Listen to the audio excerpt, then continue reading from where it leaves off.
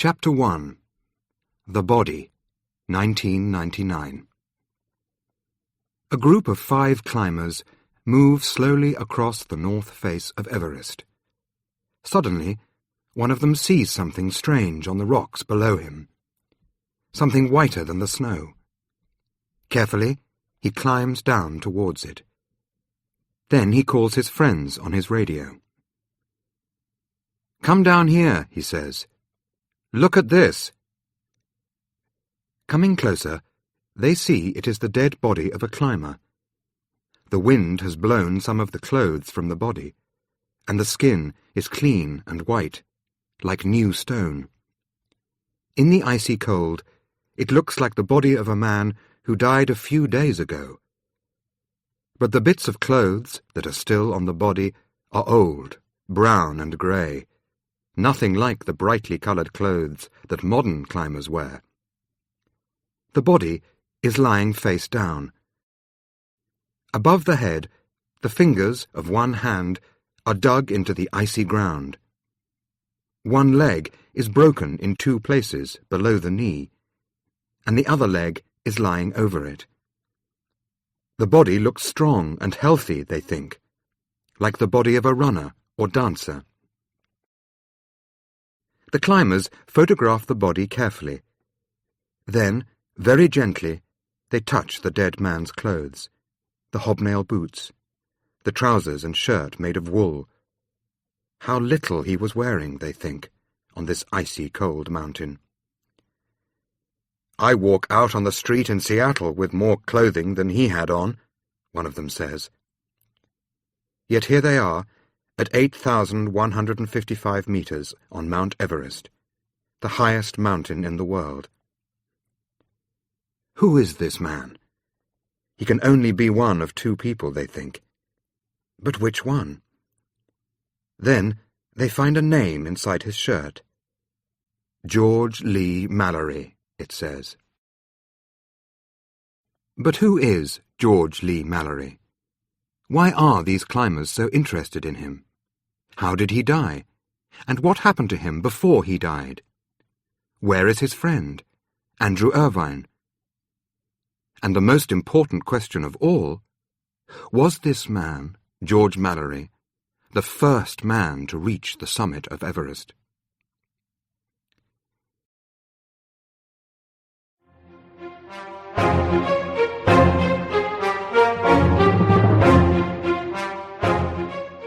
Chapter 2.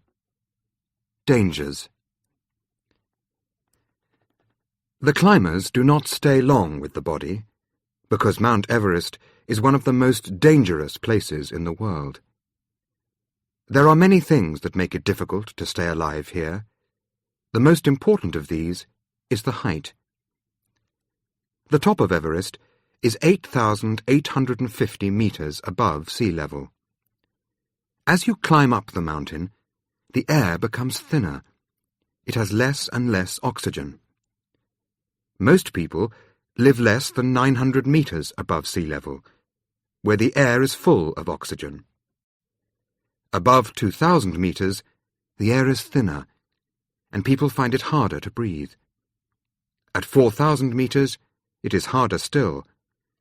And at 5,000 metres, most people begin to feel ill. They get headaches, feel tired, and breathe quickly all the time, like someone who has run a long way. In 1921, when Mallory first went to Everest, no one had climbed a mountain higher than 7,500 metres, and many people did not think it was possible.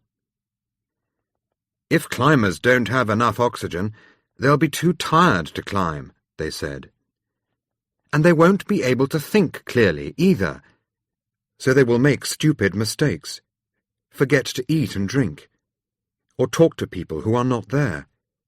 Perhaps they'll die." But the need for oxygen is not the only problem on Everest. There is also the weather. Almost every week, there are winds of 100 or even 200 kilometers per hour. It is difficult to walk, or even stand up in these winds. The wind can blow climbers off the edge of the mountain, thousands of meters to the valley below.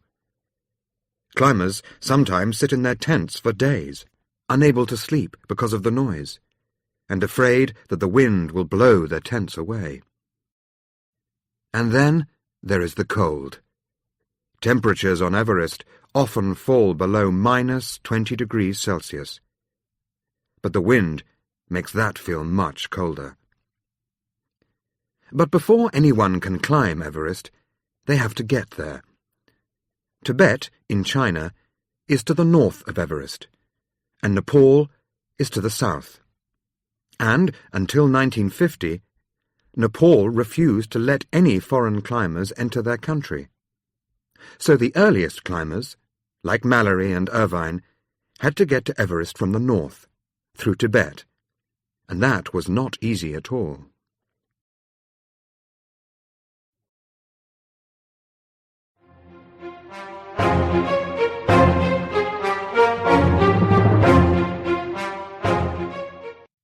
Chapter 3.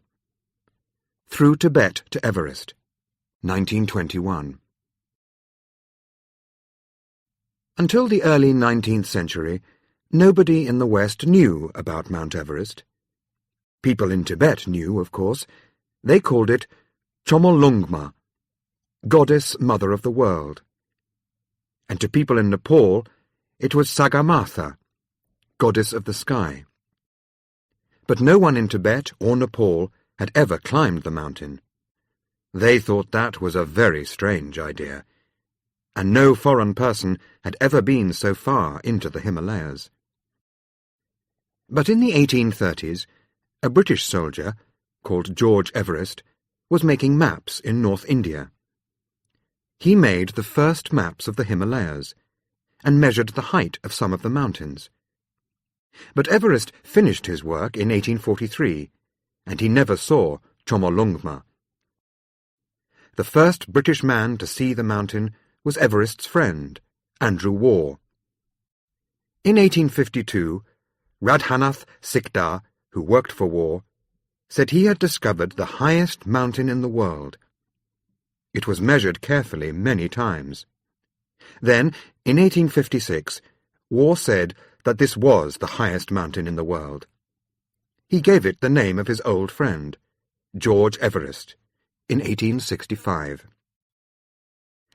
But very few British people were able to enter Tibet or Nepal at that time. So it was not until 1921 that the first British expedition went to see if it was possible to climb the mountain. There were 9 British climbers on this expedition, and one of them was George Mallory. To get to Everest, the climbers had to walk 500 kilometers through Tibet. Their Tibetan porters carried everything they needed: food, tents, clothes, cameras, and climbing equipment.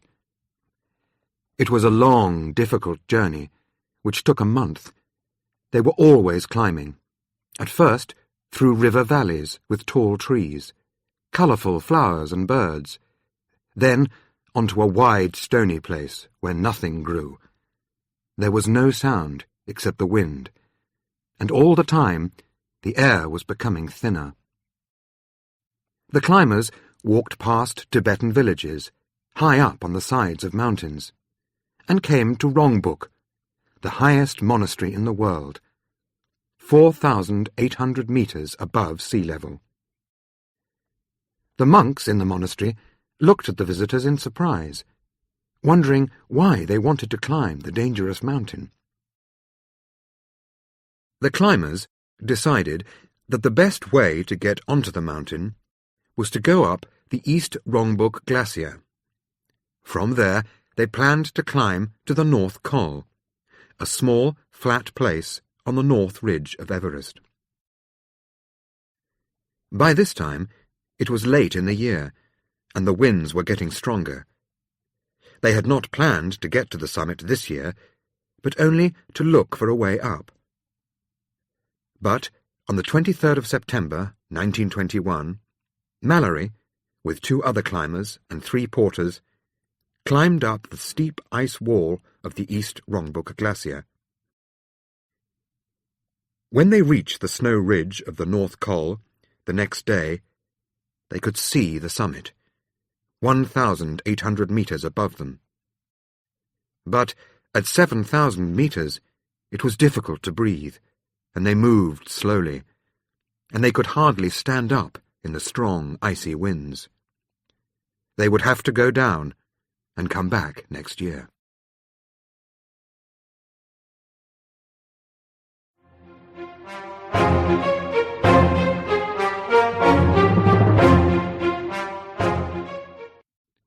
Chapter 4. The First Attempt, 1922. In 1922, a larger expedition returned.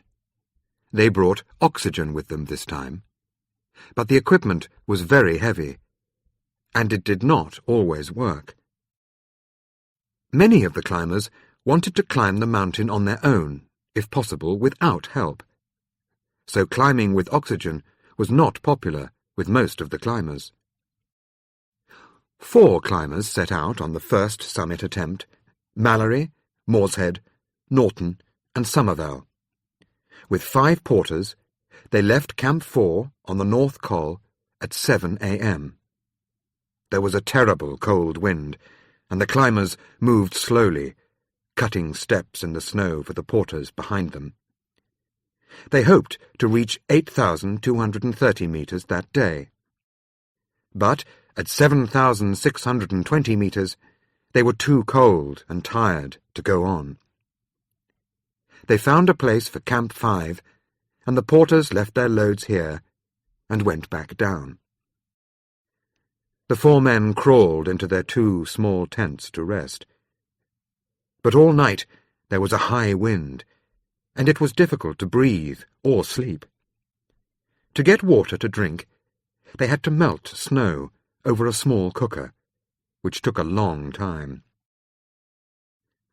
Next morning, Morshead was ill, so Mallory, Norton, and Somerville set out at 8 a.m., leaving Morshead alone in the tent. They moved slowly, stopping after every few steps to rest and breathe. As they climbed, their hobnail boots slipped dangerously on the stones and rocks. In the thin air, they felt tired, more tired than any of them had ever felt before. At 2 p.m., they reached 8,227 metres. But they were still about 600 metres below the summit. So they turned back and helped Morshead down to Camp 3. On the way down, they met 3 more of their climbers coming up. They were the Australian, George Finch, a Gurkha called Tejbir Burra, and Geoffrey Bruce, a young man who had never climbed before. Unlike the first group, Finch and Bruce liked using oxygen. They made a new Camp 5, 150 metres higher than Mallory's. But then they were caught in a storm and had to stay in their tent for 2 nights. On the 3rd day, Finch and Bruce went on, using their oxygen, to 8,323 metres. But here, Bruce became exhausted and had to be helped down. Because the oxygen had been so successful, Mallory, Somerville, and a 3rd climber, called Colin Crawford, decided to make another attempt, this time with oxygen. But while they were climbing across a snow slope, there was a sudden avalanche. Everyone was buried under the snow. All the climbers and 7 porters managed to climb out, but 7 porters were killed. It was clear that Everest had won, this time.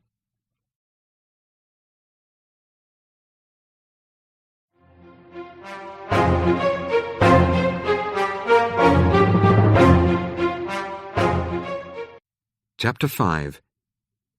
Saving the Porters, 1924. The British climbers returned in April 1924. This time they planned to succeed. Edward Norton was the chief climber in the group of 12 men, and they had 150 Tibetan porters, both men and women, to help them. From base camp, the porters carried equipment up to Camps 1 and 2 on the Rongbuk and East Rongbuk glaciers. One woman carried her 2-year-old child on top of an 18-kilogram load from 5,300 meters to 6,000 meters. Then she carried her child back down and offered to go up again. The next part was harder. On a cold, stormy day, Mallory, Irvine, and 2 other climbers set out with 20 porters to carry equipment from base camp to Camp 3. But the weather was terrible. A strong wind blew down off the mountain, straight into their faces. The ice on the glacier was as clear and hard as glass. There were not enough tents at Camp 2, so some of the porters slept outside. Next morning, they went on to Camp 3. But here it was even colder than before. That night, the temperature fell to -29 degrees Celsius. The strong, icy wind blew into the tents all night, so everyone inside the tents was covered with snow. The storm blew for 2 more days. Many of the porters lay in their tents, not caring about life or death. At last, the storm ended, and they all went down to base camp to rest. 3 men were seriously ill. Another had bad frostbite on both feet. The porters were unhappy and afraid. "The mountain is angry," they said. "It will kill us." So, on the 15th of May, all the climbers and porters went down the valley to the Rongbuk monastery, where the chief monk said prayers for them. Next day, the wind had gone, and the sky was clear and blue. The climbers returned to Camp 3. Then they started to climb up the steep ice wall to the North Col, to make Camp 4. And, once again, things went wrong.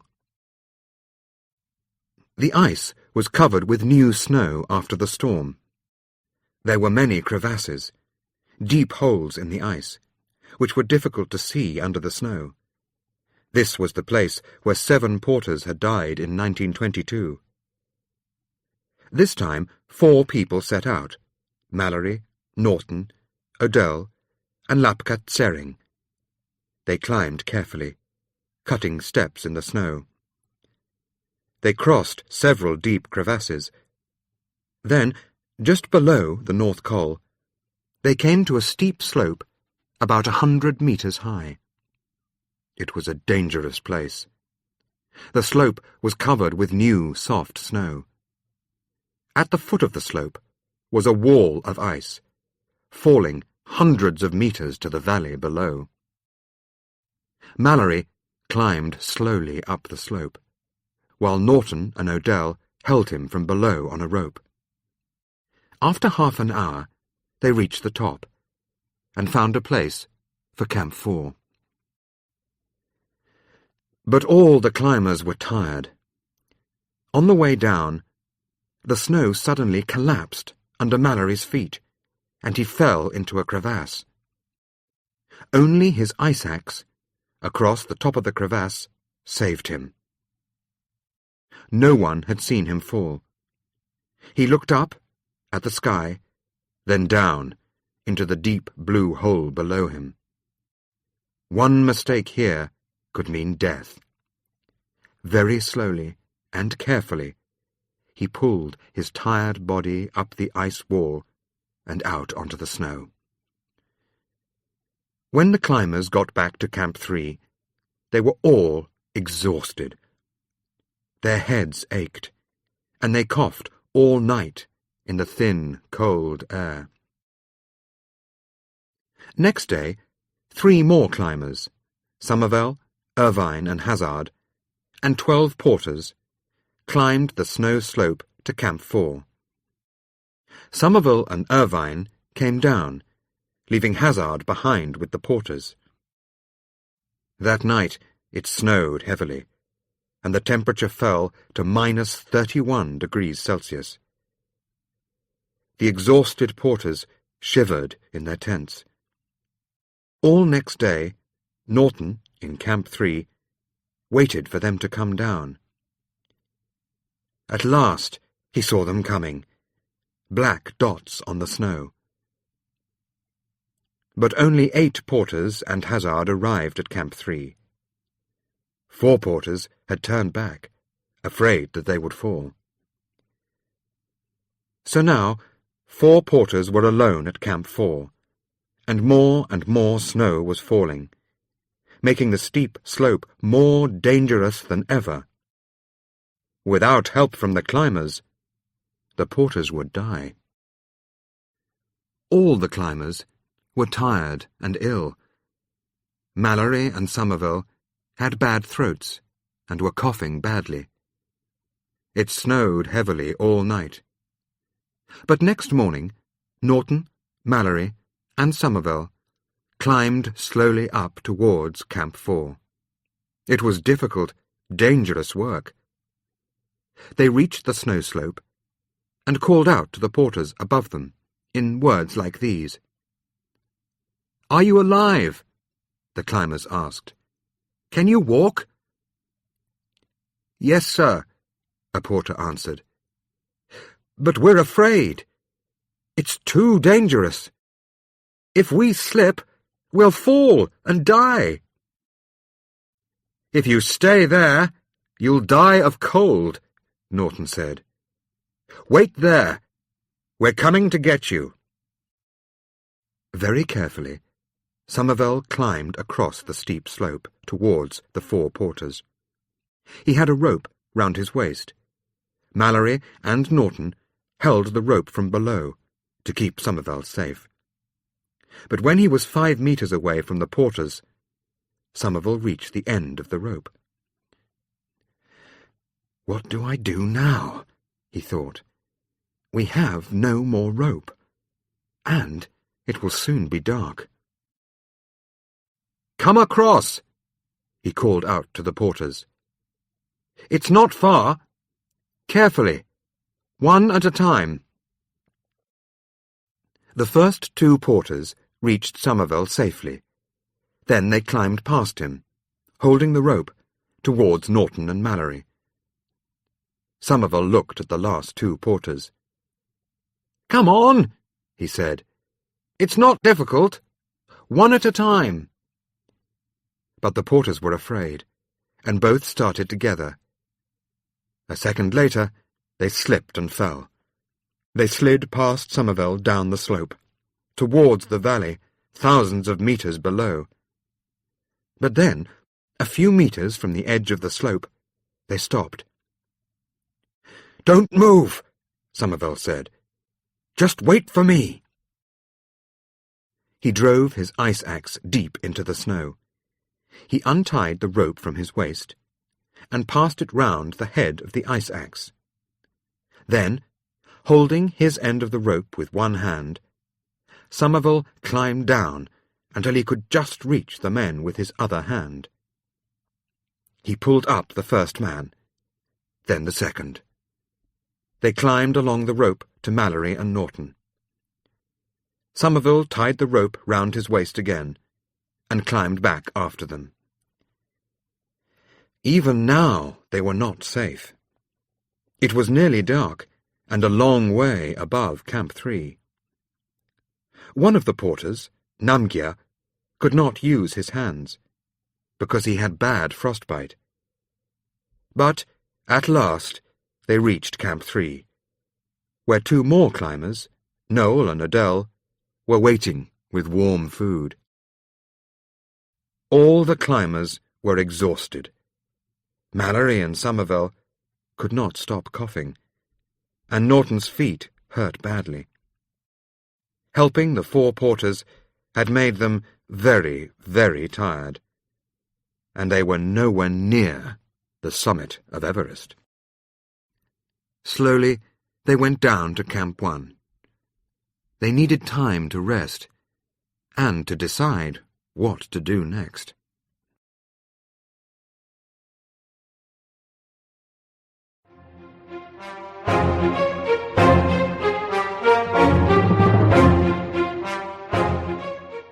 Chapter 6. Somerville and Norton, 1924. Norton decided that 2 pairs of climbers would try to reach the summit without oxygen. Mallory and Geoffrey Bruce would go first, and Norton and Somerville would follow the next day. The climbers would find a place for Camp 5 above 7,600 metres, and for Camp 6 at 8,231 metres. Adele and Irvine would go up to Camp 4 to help the climbers when they came down. On the 1st of June, Mallory and Bruce climbed up to Camp 4 with 9 porters.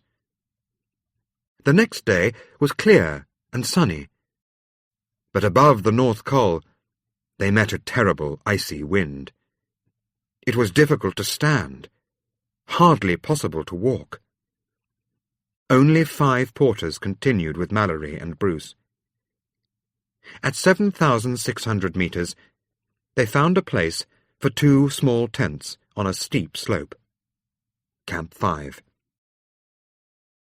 All that night they shivered in their sleeping bags, while the wind tried to blow their tents into the air. Next morning, they were all ill. Only 1 porter was able to go on. Sadly, they decided to come down.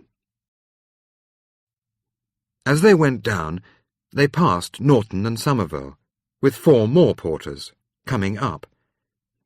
These men reached Camp 5 and spent a better night there. The wind was less strong, and they managed to cook, eat, and sleep. It was very, very cold, and in the thin air, with no oxygen, it was difficult to move. But next morning, 3 porters, Napbu Yishe, Lapka Chedi, and Semchumbi, were ready to go on. They climbed on, up to 8,170 metres, higher than any man had been before. Here, at 1:30 p.m., they put up 1 tiny tent, Camp 6. Then the porters went down to the North Col, while Norton and Somerville got ready for the night. As it grew dark, they wondered, can a man sleep without oxygen at this height? Yes. It was the best night since I left Camp 1, Norton wrote. So at 6:45 next morning, the 2 men set out for the summit. They climbed slowly, taking 3 or 4 breaths for every step. They stayed a little below the ridge, to keep out of the wind. But in the shadow of the mountain, out of the sun, it was very cold. Norton shivered all the time, and he was having trouble with his eyes. Somerville coughed a lot, and his bad throat made it difficult to breathe. By midday, they were at 8,536 metres. The view was wonderful. They were above the clouds, with a sea of mountains below them. But Somerville was exhausted. His throat was worse. He could hardly breathe. So Norton went on alone. He was moving more and more slowly, on a steep slope, like the roof of a house. There were large stones and soft snow under his feet. It was easy to fall. And below him, 2,743 meters straight down, in the thin, clear air, was the East Rongbuk Glacier and Camp 3. He looked up. He was about 275 meters below the summit. But they were vertical meters. Meters measured up the mountain, not along it. But he was tired and moving very slowly, and his eyes were getting worse. Sometimes he saw 2 ice axes in his hand, not one. He knew that it was possible. He could get to the summit, but he could not get back. Norton was nearer the summit than any man before him. But at 8,575 meters, he decided to turn back towards Somerville. It was the right thing to do. Halfway down to Camp 5, Somerville stopped. There was something in his throat. For nearly a minute he could not breathe at all. Then he coughed up a ball of blood and could breathe again. When they reached Camp 4, Norton could not see at all.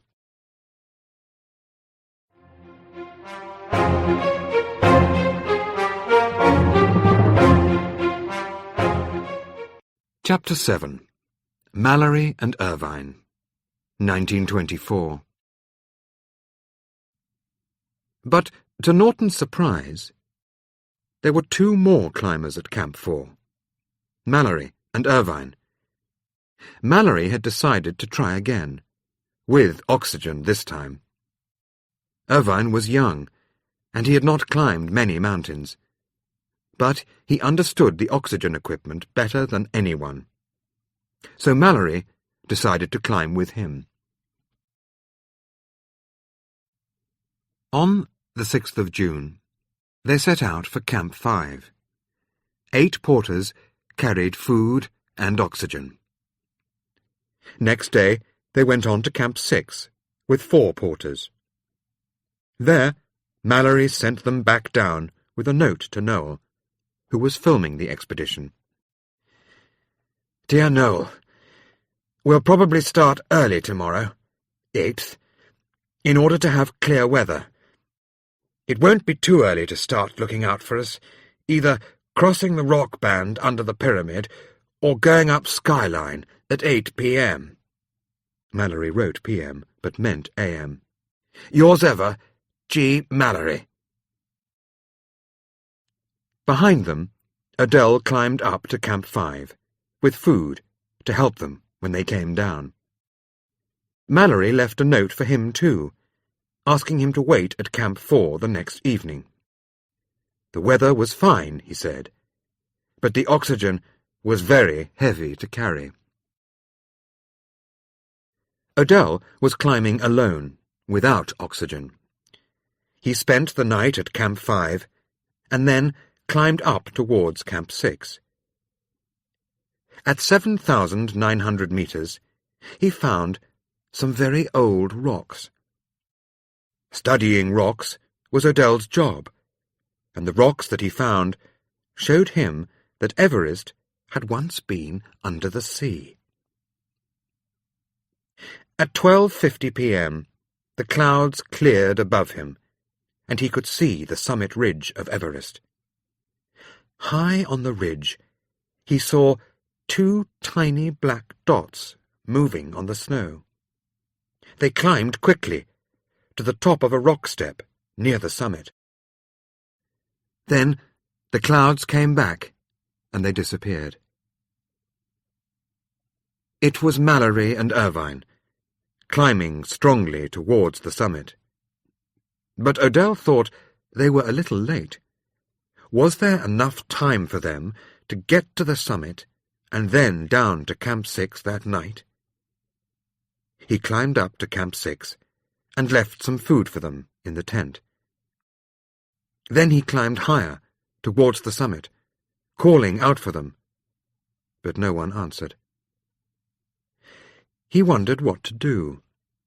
He wanted to stay, but the tiny tent at Camp 6 was too small for 3 men. So, at 4:30 p.m., he went down. By 7 p.m., he was in Camp 4. The next day was the 9th of June. O'Dell was worried. When he looked up the mountain, he could see the tents of Camps 5 and 6, but nothing and nobody was moving. So O'Dell, with 2 porters, climbed up again to Camp 5. There was a strong wind all night. The porters shivered in their tent. And next morning they refused to move. So O'Dell went on alone, up to Camp 6. But no one was there. The tent was closed. The food was still there. Mallory and Irvine had disappeared. For 2 hours O'Dell climbed on, above Camp 6, towards the summit. What was he thinking? Mallory and Irvine were probably dead. But perhaps, just perhaps, one of them was still alive, badly injured up there. Perhaps he could see something, or find something, and return with some answers. But he saw nothing, and found no bodies.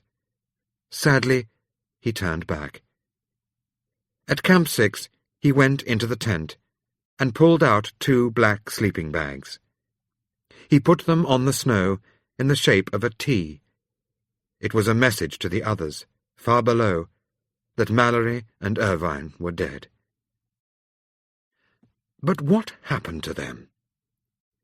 Did they reach the summit before they died? Or did they turn back, like Norton and Somerville? No one knows. When O'Dell last saw them, it was already 12:50 in the afternoon. But they were moving quickly, he said. So perhaps they went on to the summit, and then were too tired to find Camp 6 before dark. Perhaps, in the darkness, one of them fell, and the other died trying to help him. Perhaps they both fell together. Or, perhaps, with no more oxygen, they were just too cold and tired to move any more, and lay down in the snow to sleep. It was 75 years before some of these questions were answered.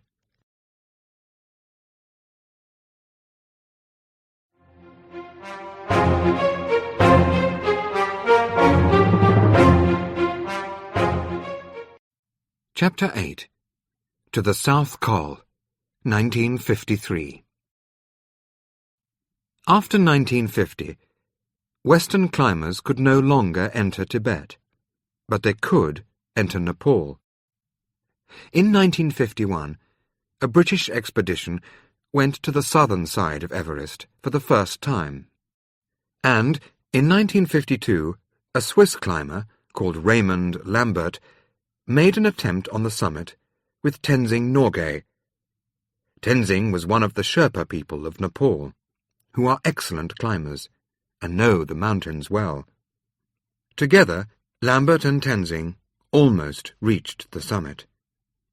But their oxygen equipment was not working well. And, at the highest camp, they had no sleeping bags. So, at 8,597 meters, just a few meters higher than Norton had gone in 1924, they turned back. In 1953, John Hunt came to Kathmandu, the capital of Nepal, with a large British expedition. Tenzing Norgay joined them here, and the expedition set out for Thiangboche, a monastery south of Everest. The walk took 17 days, and 350 porters were needed to carry their equipment. In Thiangboche, they were joined by 2 New Zealand climbers, Edmund Hillary and George Lowe. The climbers spent 3 weeks at base camp, getting used to the thin mountain air. They climbed smaller mountains of about 6,000 meters, learning to use the oxygen equipment. John Hunt thought that Tenzing Norgay was stronger than anyone.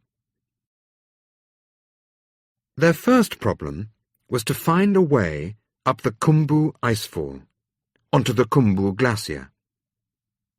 The Khumbu Glacier is a slow-moving river of ice, and the Khumbu icefall is a large wall of broken ice. This icefall is over 300 meters high, 6 times higher than Niagara Falls, and the ice in it moves very slowly all the time. There are pieces of ice as big as houses, which could fall on the climbers' heads at any moment. There are avalanches of ice that could kill a man in a second. Terrible crevasses go hundreds of meters down into the blue-green darkness under the climbers' feet. Sometimes the climbers heard ice moving far below them. The climbers and Sherpas carried loads of over 18 kilograms up this difficult route. They made Camp 2 halfway up the icefall at 5,915 meters, and Camp 3 at the top of the icefall at 6,158 meters. Then they climbed up the glacier to Camp 4 at 6,462 meters, and Camp 5 at 6,705 meters. The next big problem was to climb the Lhotse face to the South Col. High above Camp 5 is the mountain of Lhotse, 8,500 meters. To the left of Lhotse is the South Col of Everest. The first 600 meters of the Lhotse face is a steep slope of ice, the Lhotse Glacier. This ice is very difficult to climb, with many ice walls and deep crevasses. For 11 long days, the New Zealander George Lowe and the Sherpa Anulu fought their way up this wall of ice. All the way, they cut steps in the ice and fixed ropes for the others to follow them. They made Camp 6 at 7,010 meters, and Camp 7 at 7,315 meters. Then they began to climb to the left, across a wide snow slope, towards the South Col. But the weather was terrible, and they were very tired. High winds blew down on them from the South Col. After 12 days of this, George Lowe was exhausted. But on the 21st of May, Anulu and Wilfred Noyce finally managed to cross the difficult snow slope and reach the South Col at 7,925 meters. Next day, Hillary, Tenzing, and 17 Sherpas followed them up to the South Col. The Sherpas had only a cup of tea for breakfast at Camp 7, after a long, cold night. They were carrying loads of 22 kilograms, with no oxygen. At the South Col, they made Camp 8. Then, the same day, they went down again to Camp 4. They had climbed for 10 hours, with no food or drink all day. But Camp 8 on the South Col was ready at last. Now the attempt on the summit could begin.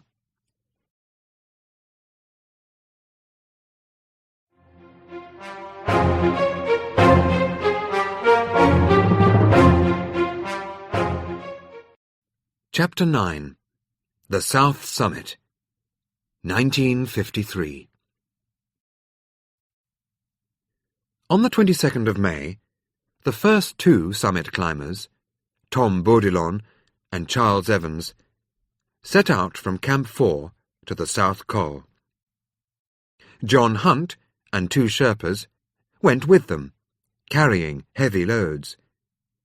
Using oxygen, the three British men reached the col first, but they were very tired.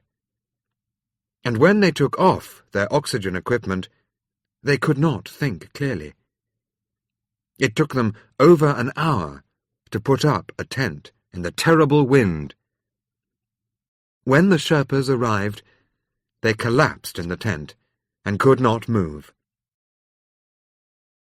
They rested for a day.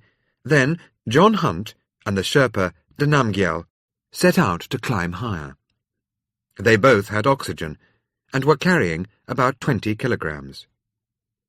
They moved very slowly, and Bourdillon and Evans soon came past them. Hunt and de Namgyel both had problems with their oxygen. Sometimes ice stopped it working, and it was very difficult to breathe. On they went, more and more slowly. At 8,338 meters, Hunt and de Namgyel could go no further. They put down their loads and turned back. When they reached the South Col, they could hardly walk. Above them, Bourdillon and Evans went on. At 1 o'clock, they reached the south summit, 8,750 meters. In front of them, they could see the final summit ridge. It was a view no man had ever seen before. To the left, a steep rocky slope fell 2,400 meters down to Camp 4 on the glacier.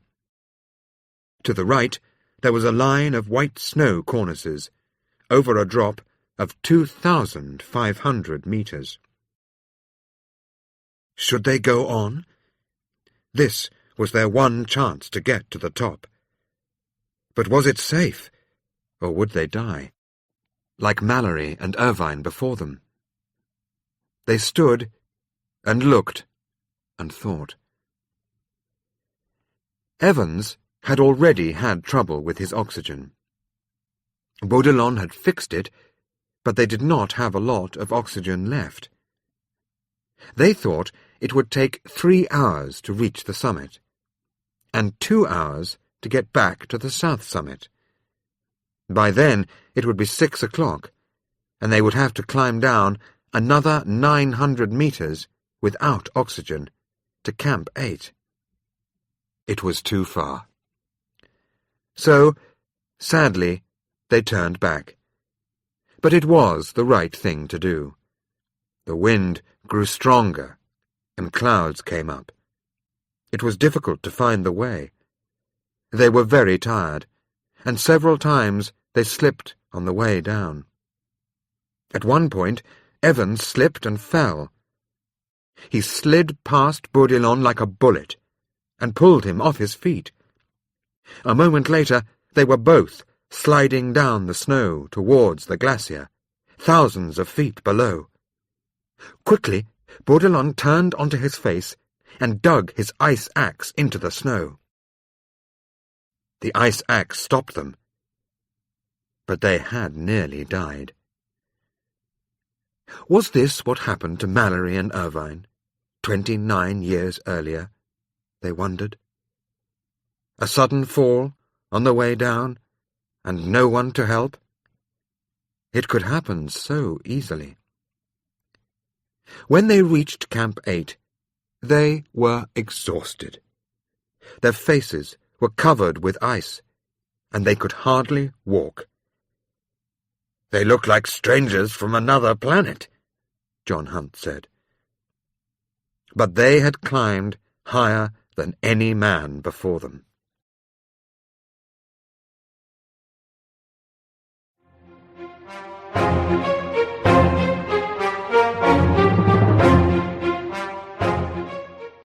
Chapter 10.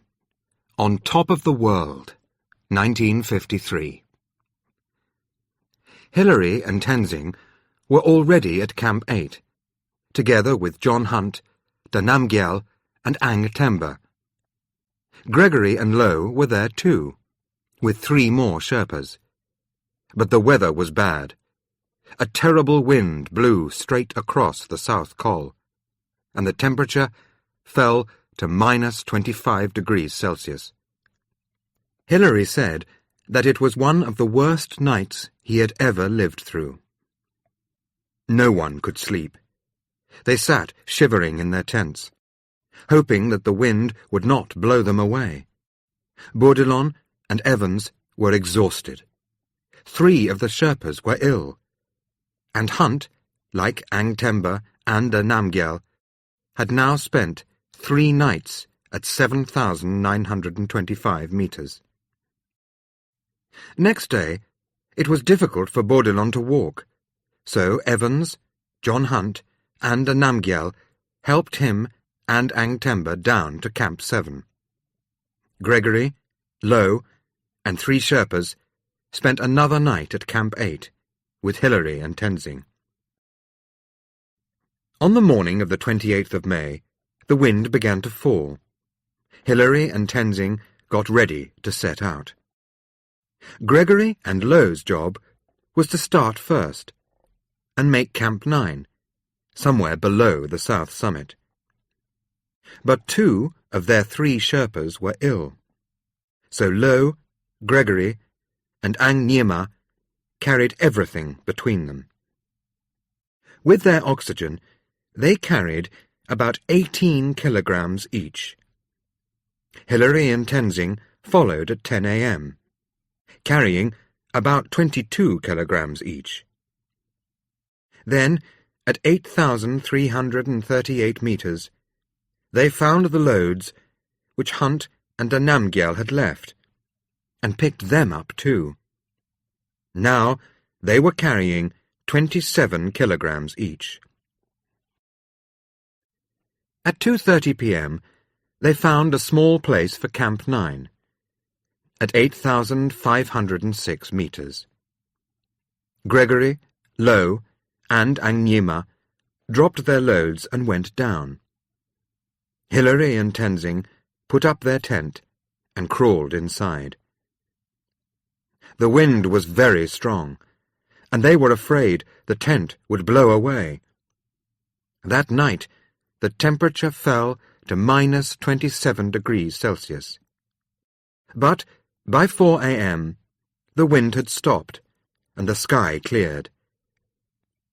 When they opened the tent door, in the early morning sun, they could see the monastery at Thiang Boche, 4,878 meters below, where the monks were getting out of bed.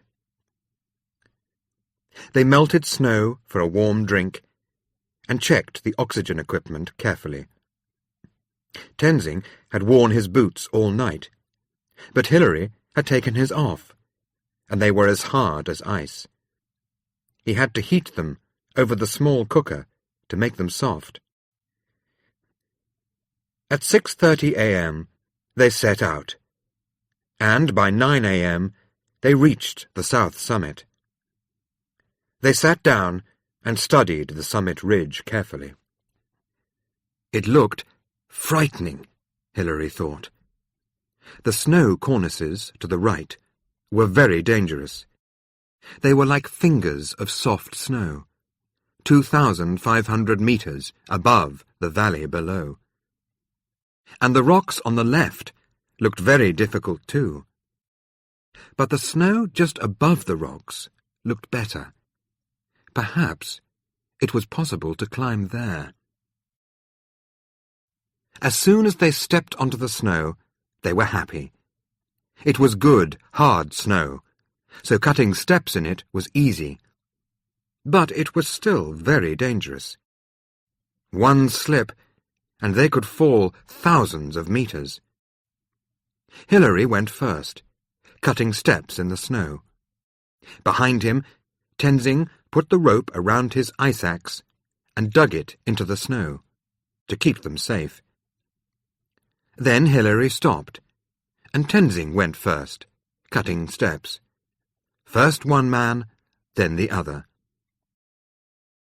Several times their oxygen stopped working, and they found it hard to breathe. But each time they fixed it, and went on. As the sun rose, they felt warmer. To my surprise, I was enjoying the climb, Hilary said later. The weather was still fine, and they could see the tents of Camp 4, 2,439 meters below. But halfway up the ridge, they met a problem. They reached a rock wall, 17 meters high. It looked difficult and dangerous to climb. On the left, it was clean rock. On the right, the wind had blown a cornice of hard snow against it. Hilary pushed his boot into a hole between the rock and the snow. He began to climb with his back to the rock, hoping that the snow did not move. At last, he reached the top of the wall, and Tenzing followed him up. Now there were just 220 vertical meters to go. Slowly, cutting steps in the snow, they climbed on. Even with oxygen, they had to take 2 or 3 breaths after every step. Each time they thought they had reached the summit, they saw another one higher. They were both tired. The ridge seemed never-ending, Hilary wrote later. But then, quite suddenly, it did end. They looked around and realized they could not go any higher. It was 11:30 a.m., and they had reached the summit of Everest. They shook hands and threw their arms round each other. Hilary took out a camera and took a picture, the picture, of Tenzing on top of Everest, the highest man in the world. On his ice axe, Tenzing had the flags of Great Britain, Nepal, India, and the United Nations. Hilary took pictures of the view, north, south, east, and west. Tenzing made a small hole in the snow. In it, he put some sweets, a pencil, which his daughter had given him, and the flags from the ice axe. Hilary made a hole too, and put a small crucifix in there. They gave these things to the mountain Chomolungma, goddess, mother of the world. They were on top of the world. But were they really the first men who had ever been there? For a few minutes, Hilary and Tenzing searched to see if Mallory and Irvine had left anything up there 29 years ago. They found nothing, but that was not surprising. Every few days, there is new snow on the mountain. Every month, winds of over 150 kilometers per hour blow across the top of Everest, adding more snow, burying what was there before. After 15 minutes, they turned back. They needed to get down before they used all the oxygen. They went carefully. It would be stupid to have an accident now. An hour later, they were at the south summit. By evening, they were with George Low at the South Col. Next day, they were down at Camp 4. Only 2 men had reached the summit. One from New Zealand, one from Nepal. But everyone in the expedition was happy. They had done something no one had ever done before. But each man in the expedition had needed the help of all the others.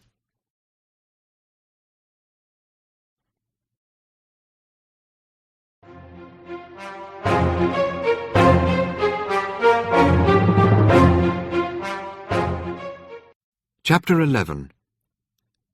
One Man Alone, 1980.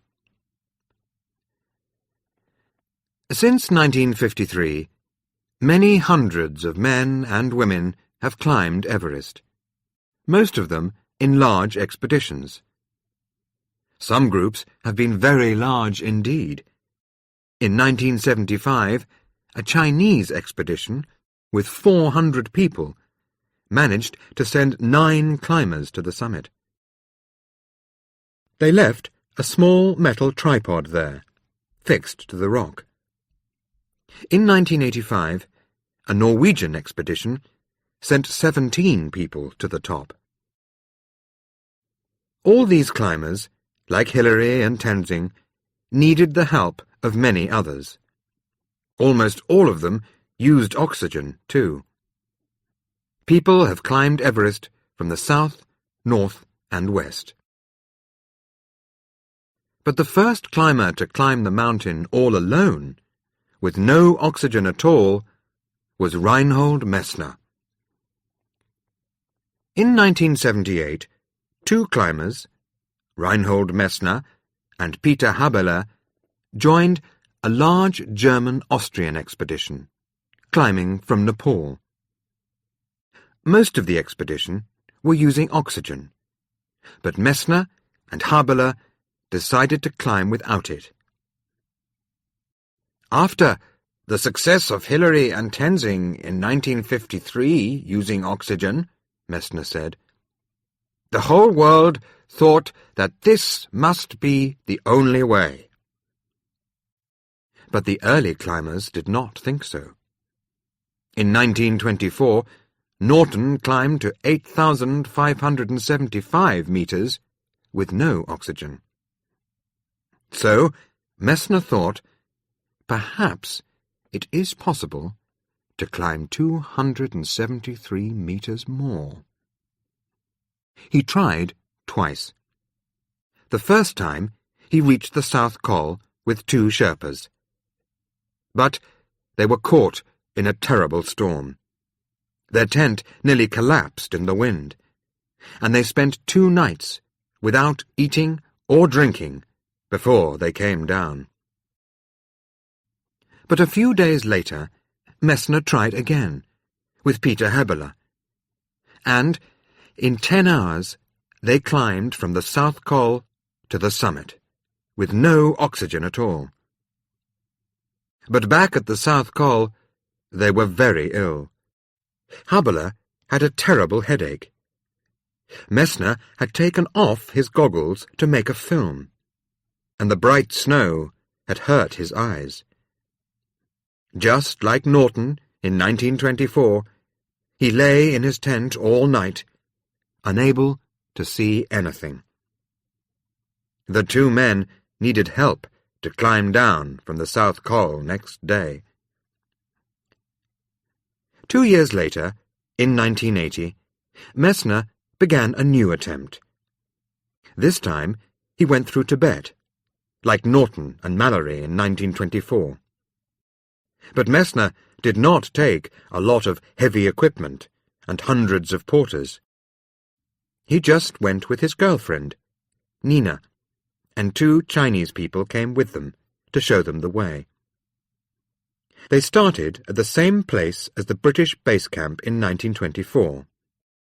Then, with 3 yaks, they climbed to Camp 3, at 6,500 meters, on the East Rongbuk Glacier.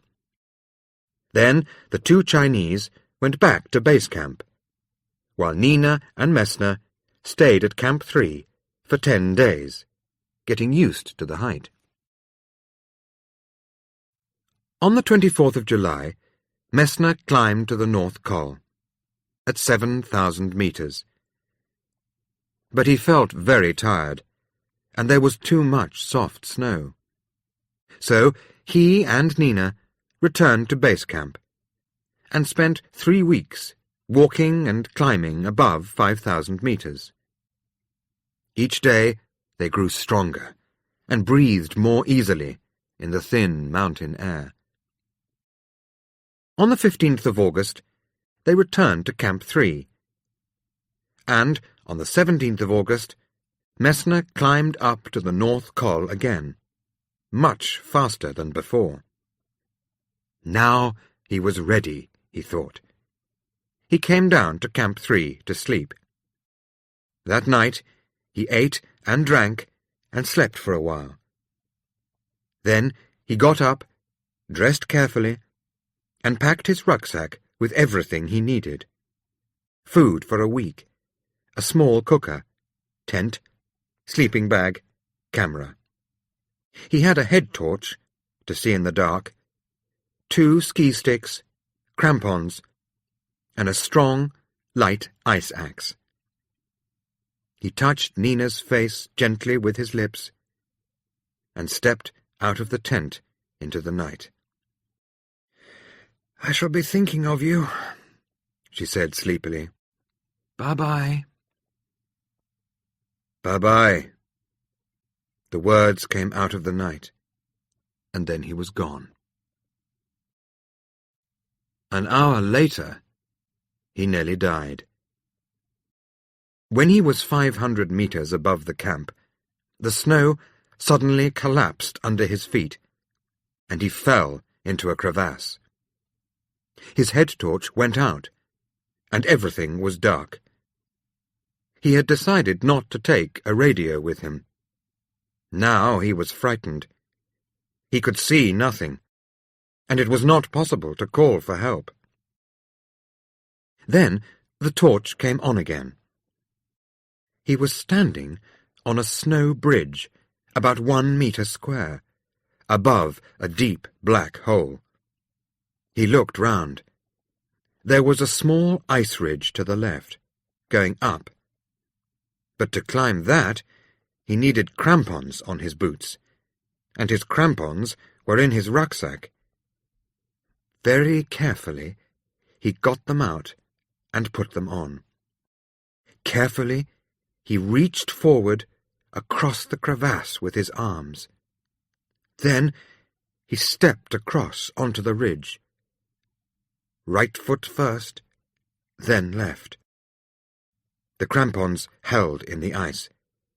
Slowly, he climbed up, out of the crevasse, into the night. Far below, Nina was still sleeping in the tent. He climbed on, up to the North Col. As the sun came out, the clouds and mountains turned from dark blue to yellow and then pink. There was good, hard snow under his feet. He climbed quickly, taking 50 steps, then resting, then taking 50 more. The ski sticks made climbing easier. As he climbed, Messner thought about Mallory and Irvine. They had come the same way up the mountain, long ago. They had oxygen, but their clothes and equipment were much heavier than Messner's. Mallory and Irvine had no light tents and sleeping bags, no crampons, no ski sticks.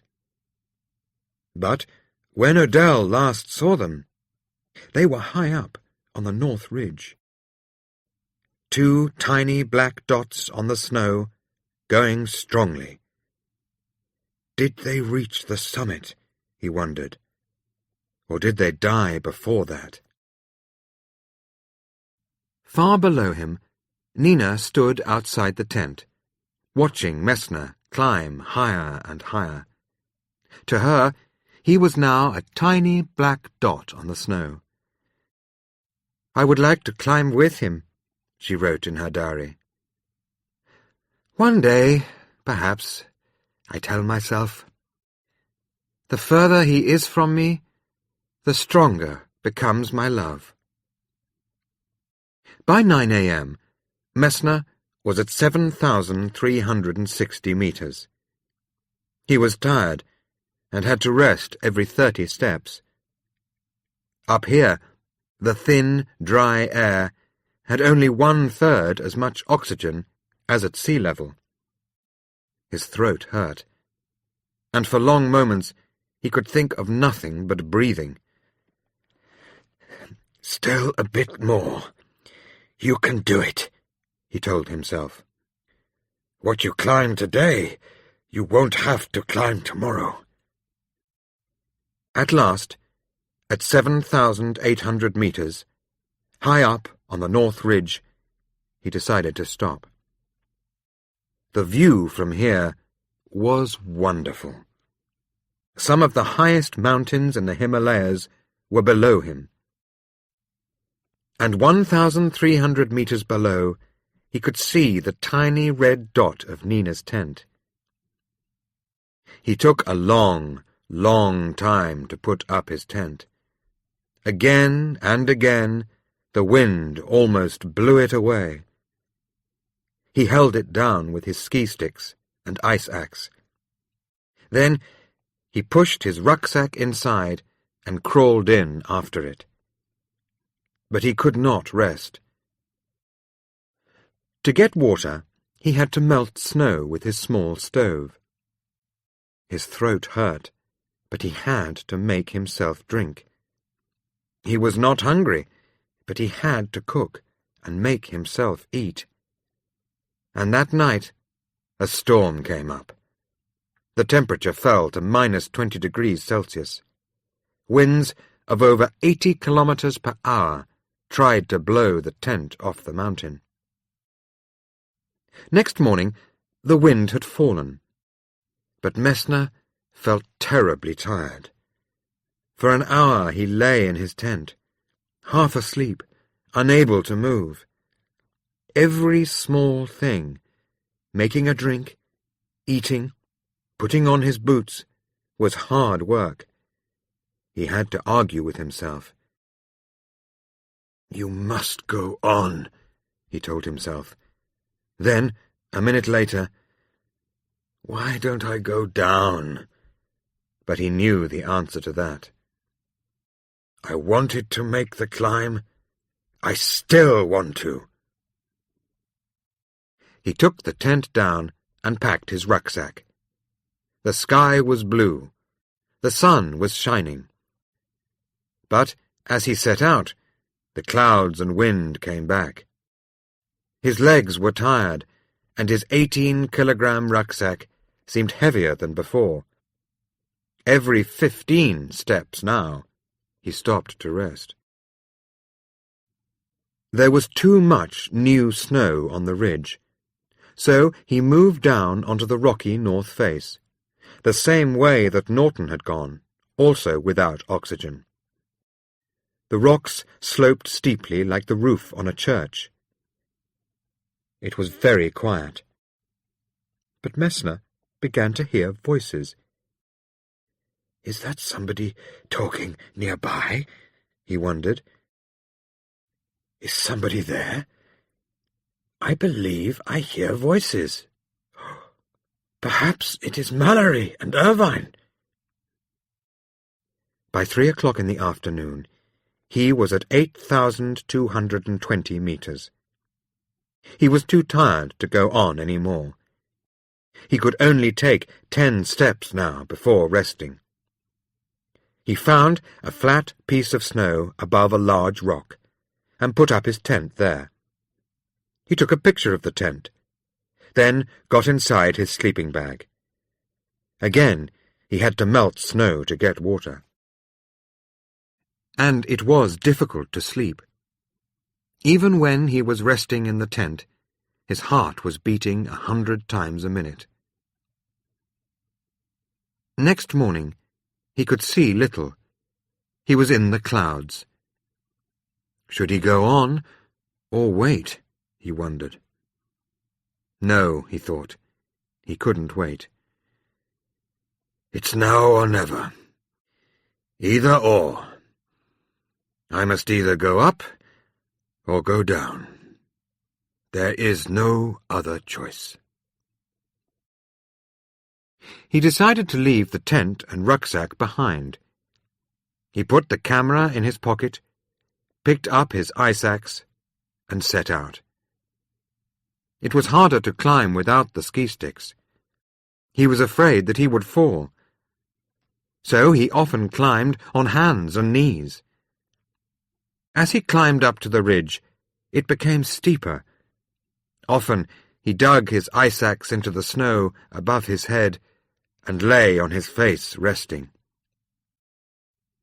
For 3 hours he crawled slowly along the ridge. His dry throat felt like wood. Where is the summit? He wondered. He could see almost nothing. Then, suddenly, the cloud cleared, and he could see right down to the glacier in the valley. He took a few photos, then the cloud came back. Where is the summit? He wondered. At most, it can only be another 10 meters up to the top. He crawled on, always upwards. Then, suddenly, there it was, the metal tripod which the Chinese had fixed to the summit in 1975. It was there, in front of him.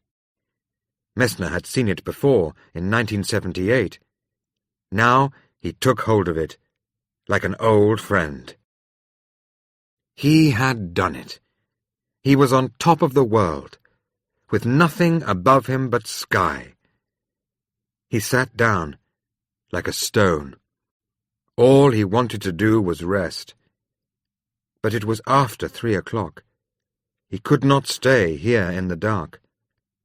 Slowly, he got up. He took a few photos.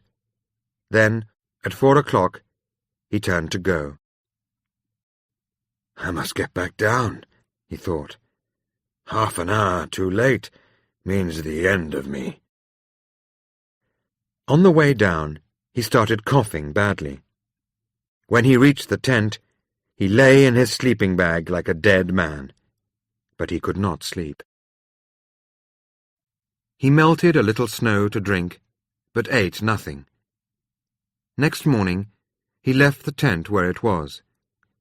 Carrying the ski sticks and rucksack, he came down the mountain like a man walking in his sleep.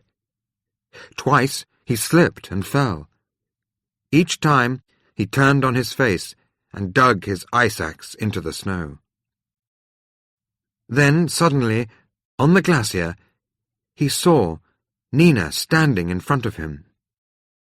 Resting on his ski sticks, he looked at her. Was she really there? Yes, she was. Reinhold, how are you? She said. She ran towards him. Messner fell to his knees. He was crying. Nina held him in her arms. Everything's okay, Reinhold, she said. You are all right. The camp is over there. Where are all my friends? He asked. I'm your friend. I'm here, Reinhold. Don't worry. We're going to our camp now. Yes. Where is the camp, actually? He asked. Over there. She took his rucksack and led him to the camp. Here she gave him food and drink and let him sleep. All next day he lay in his sleeping bag without moving, while Nina watched over him. Reinhold Messner had climbed the highest mountain in the world, all alone, with no oxygen. But the mountain had beaten him too. They both won this fight, the mountain and the man.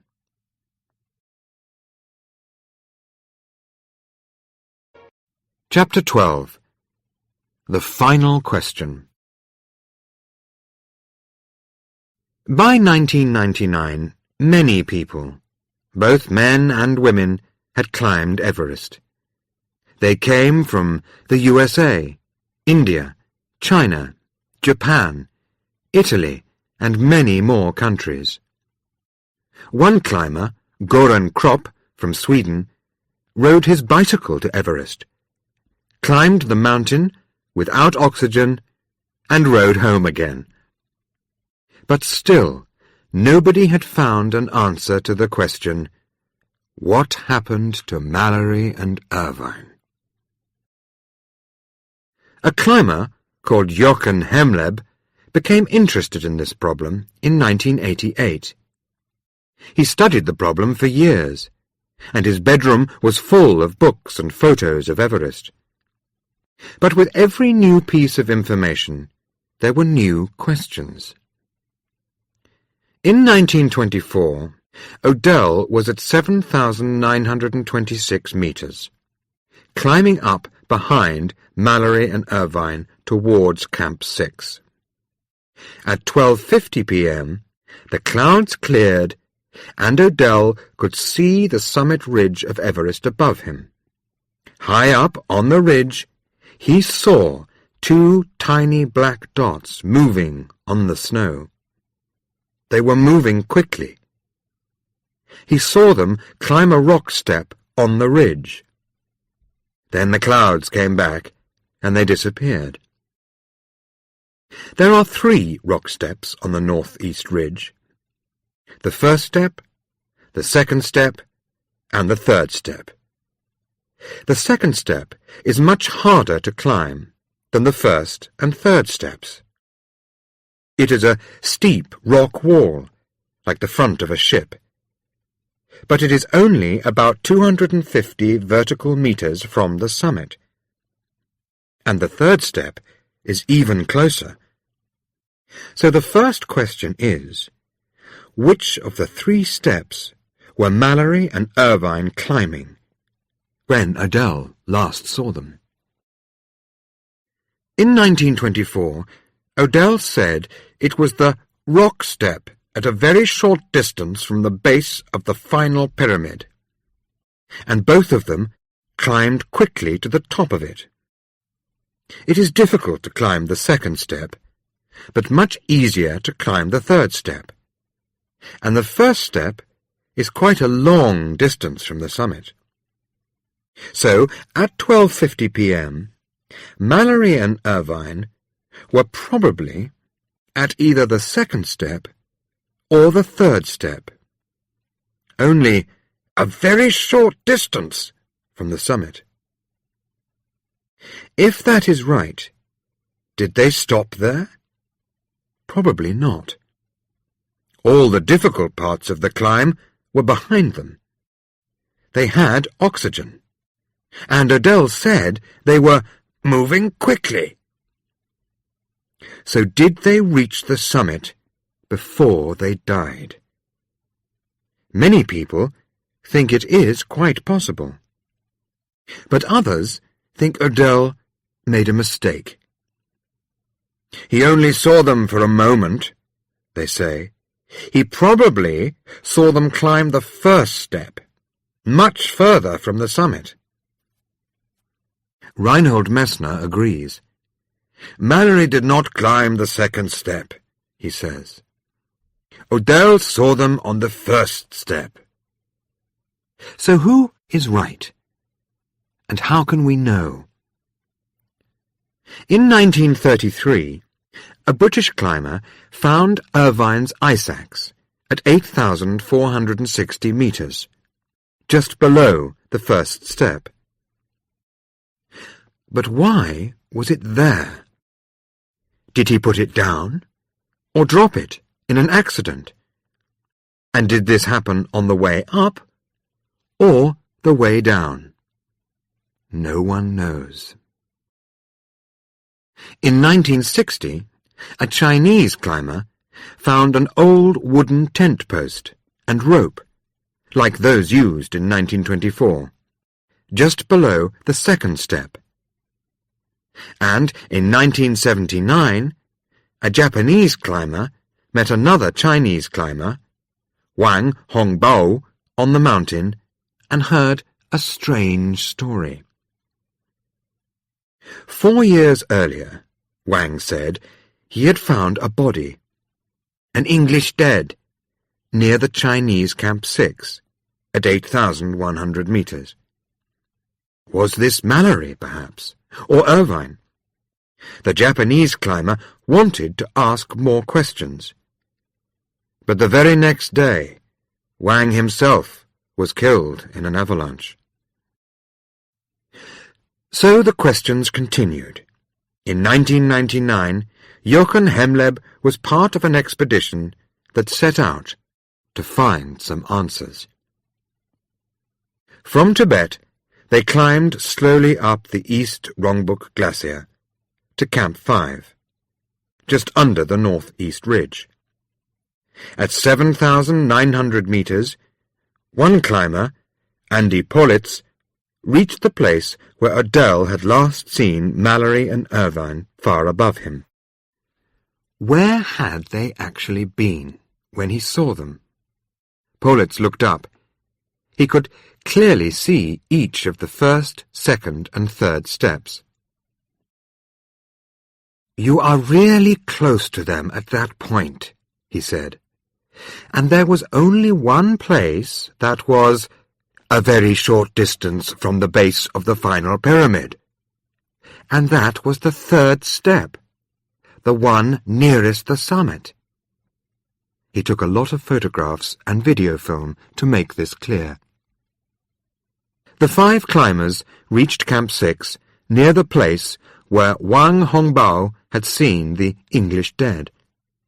On the 1st of May, 1999, they set out to find the body again. They climbed across a steep snow slope, some going up, others down. It was a dangerous, frightening place. A strong wind made it easy to fall. After half an hour, they had found the bodies of not 1, but 6 dead climbers.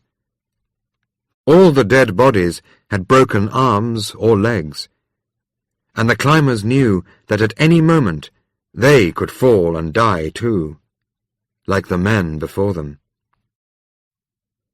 But the dead bodies wore modern clothes, in bright red or orange colours, very different from the clothes that climbers wore in 1924. Then Conrad Anker saw something white on the rocks below him. He climbed down carefully towards it. Then he called the others on his radio. "Come down here," he said. "Look at this." As soon as they saw it, they knew this body was different. This was no modern climber. This man had been here for 75 years. Some of his clothes were gone, blown away by the wind, and his skin was white. There was no oxygen equipment. The rope around his waist had cut into the skin, and was broken at one end, where he had fallen.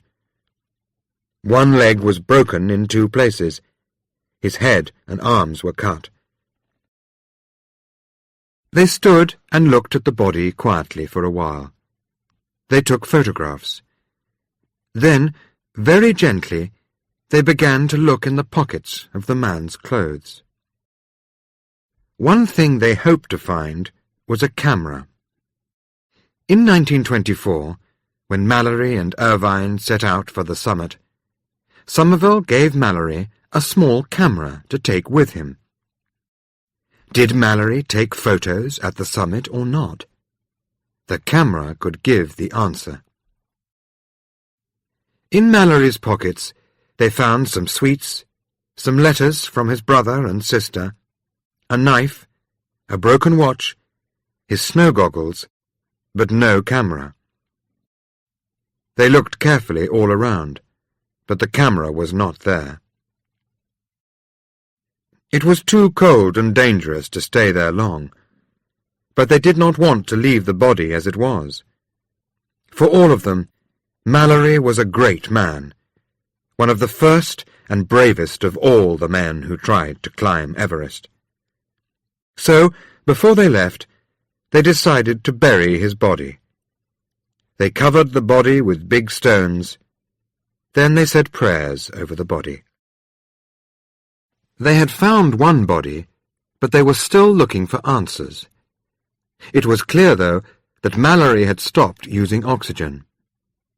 There was no oxygen equipment on his body, so he probably threw it away when he had used all the oxygen.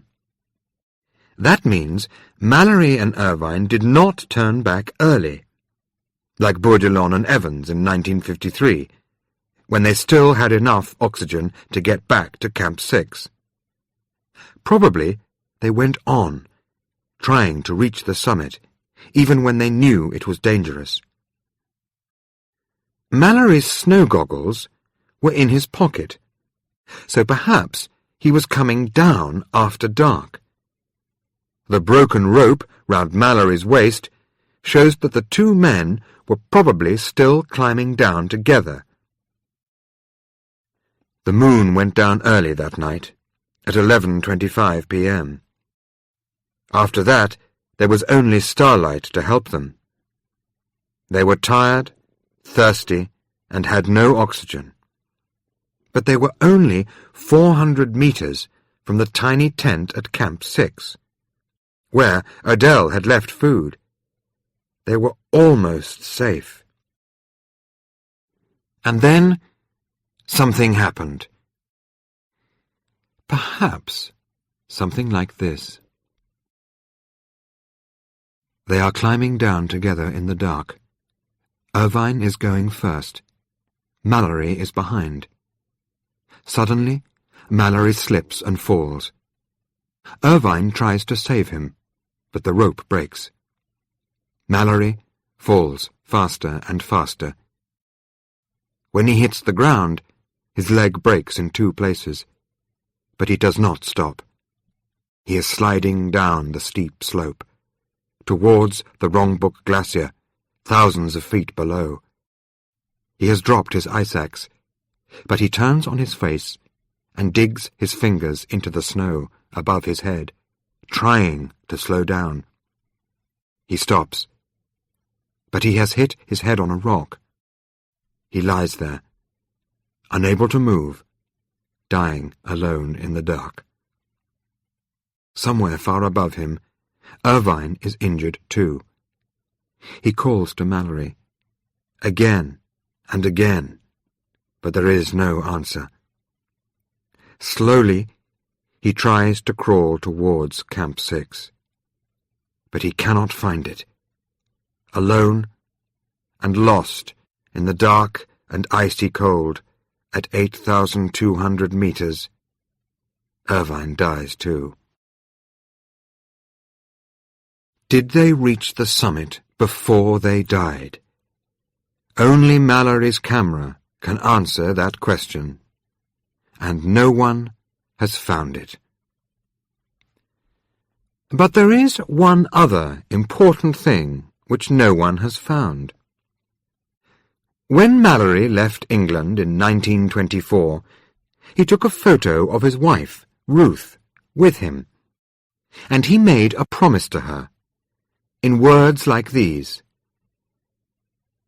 "I'll look at your photo every day, but I will not bring it back.